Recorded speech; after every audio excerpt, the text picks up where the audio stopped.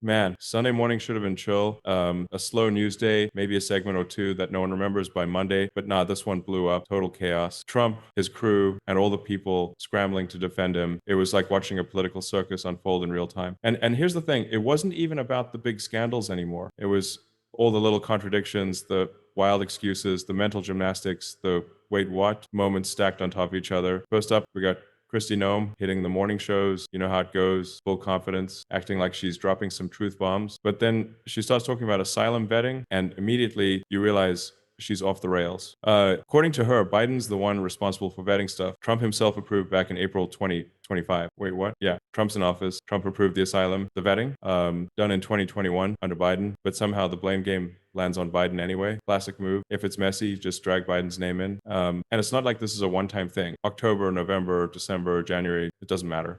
Every time something goes sideways, suddenly it's Biden did it. And yeah, it might buy a little time for Trump's team, but every time they say it, it just makes them, and honestly, everyone defending this look kind of ridiculous. Then comes Mark Wayne Mullen. This guy, pure Trump ride or die energy. Doesn't matter what Trump says, Mullen parrots it like it's gospel.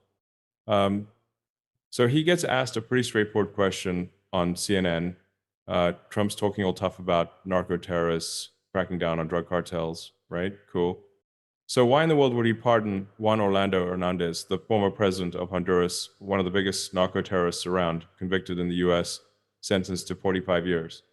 This guy literally bragged about shoving cocaine down the noses of gringos until they die, worked with Chapo, took millions to give the Sinaloa cartel safe passage, and Trump pardons him. Mullen's answer? Classic spin move. Dodge, pivot, blame, repeat. Doesn't acknowledge the obvious contradiction.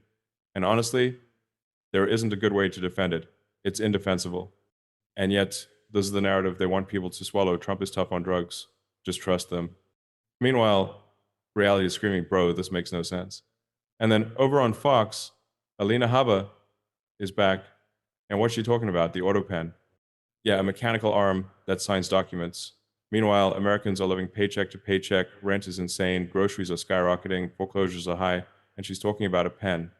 It's peak disconnect. People are struggling to survive, and the conversation from the administration's camp is, let's discuss the pen.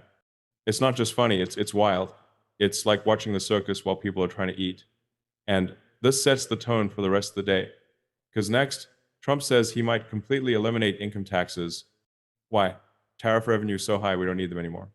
Okay, let's do the math. Income taxes bring in roughly $3 trillion a year. Tariffs, maybe $200 billion. And tariffs don't even hit other countries, they hit the American people. Prices go up, costs go up, your grocery bill goes up. So this plan isn't bold, it's completely unrealistic. Oh, and fun fact, the Supreme Court might knock out these tariffs soon because they're technically illegal. So the whole let's get rid of income tax thing could collapse overnight. But right-wing media is hyping it as genius, and left-wing media barely touches it, probably because it's so ridiculous. It barely qualifies as news. Then we hit the border rhetoric. Tom Homan, Trump's border czar, says straight up, anybody here on asylum is basically a criminal and should be deported. Boom. No nuance, no recognition of the asylum process, no acknowledgement that people fleeing war or persecution actually need help. Just you're a criminal, get out. Brutal. And it gets weirder. Alina Habba jumps in with her own hot take. America should never be a safe harbor for people fleeing persecution. Yeah, remember her parents? They immigrated from Iraq, escaping persecution. But that apparently doesn't matter when the talking point is needed. Total irony. But in Trump world, contradictions don't matter, facts don't matter, history doesn't matter. All that matters is defending the narrative, even when it's screamingly inconsistent. By midday, the pattern is clear. Trump's messaging is chaotic. The contradictions are piling up. The defenses are paper thin. Every surrogate appearance exposes more cracks. Every pivot highlights another inconsistency. And the people watching are left scratching their heads. Is this strategy or just chaos? The asylum drama, the Hernandez pardon, the autopen obsession, the economic exaggerations, the Biden blame game, it all adds up. What we're seeing isn't a series of isolated events. It's a narrative under siege. Trump's crew is trying to spin, but every spin just exposes another crack. And it's not just a media problem, it's a structural problem in how they communicate. And the escalation is obvious. Homan's rhetoric is getting more extreme.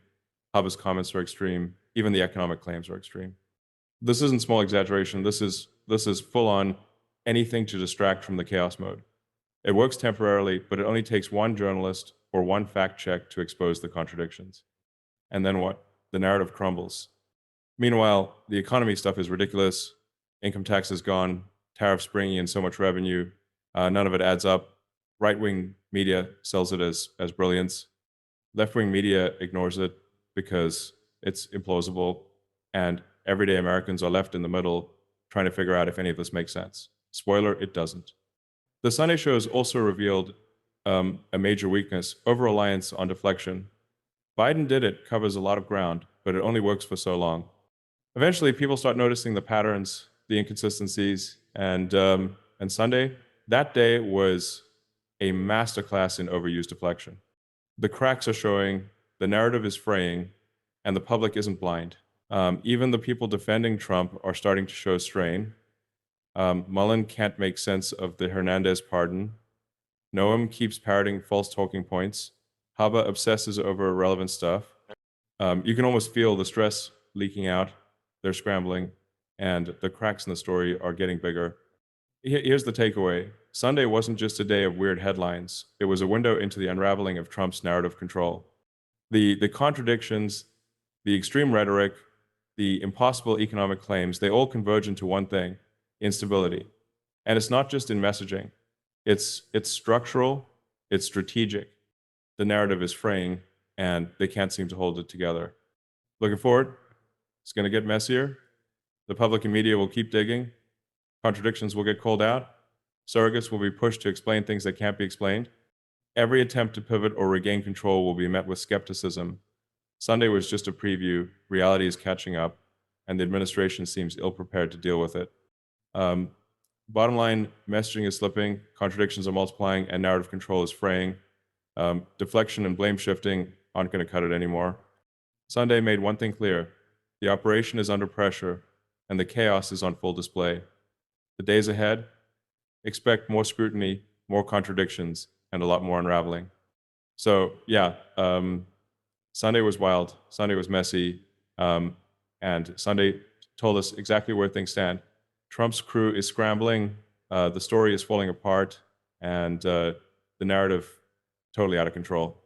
And for anyone paying attention, the signs were clear. The chaos isn't over, it's just getting started.